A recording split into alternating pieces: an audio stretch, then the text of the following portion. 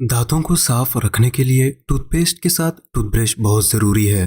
तो इस टूथब्रश को किसने आविष्कार किया? 3500 बीसी में बेबीलोनियंस ने लकड़ी के टुकड़े को लेकर एक तरफ चबाकर ब्रश जैसा बनाकर इस्तेमाल करते और उसी लकड़ी के दूसरी तरफ से नोकीला बनाते ताकि अपने दांतों में अटका हुआ खाना साफ कर सके। इसी तरह इस्लामिक कंट्रीज में मिसवाक का इस्तेमाल किया जाता था।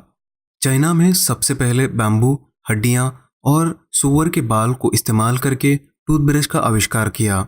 वहाँ के मौसम की वजह से जानवर के बाल बहुत सख्त हुआ करते, इसलिए जानवर के बाल टूथब्रश में इस्तेमाल किए गए। चाइना में आए हुए यूरोप के लोगों ने इस टूथब्रश को अपने साथ यूरोप ले गए।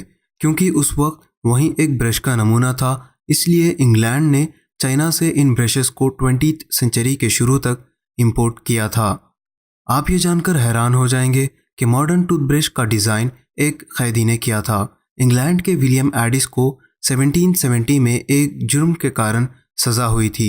जेल में दांतों को साफ करने के लिए विलियम एडिस ने नमक, राख जैसी चीज़ों का इस्तेमाल किया, जिससे दांत इतना ज़्यादा साफ नहीं हो रहे थे।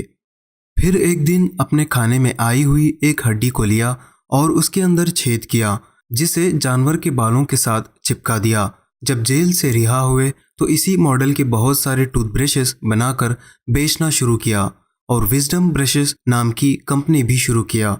क्योंकि जानवरों के बालों के साथ ब्रशेस को बनाया गया था, इसलिए बालों पर बैक्टीरिया जम जाने का भी डर रहता था। 1857 में यूनाइटेड स्टेट्स ने इस आविष्कार का पहला लाइसेंस H.N. वार्ड्सवर्थ को दिया, लेकिन उस वक्त यूनाइटेड स्टेट्स में ब्रश करने वालों की संख्या बहुत कम थी। वर्ल्ड वार II के वापसी के बाद सोल्जर्स ने ब्रश करने की आदत लोगों में आम कर दिया। जैसे ही नायलॉन का आविष्कार हुआ तो टूथब्रशेस में बदलाव आ गया। 1938 में जानवरों के बालों को हटाकर नायलॉन से बनाई गई ब्रशेस मार्केट में आना शुरू हो गए। तो ये था टूथब्रश के बारे में। इसी तरह के और भी वीडियोस के लिए सब्सक्राइब बटन क्लिक करें। Thank you for watching.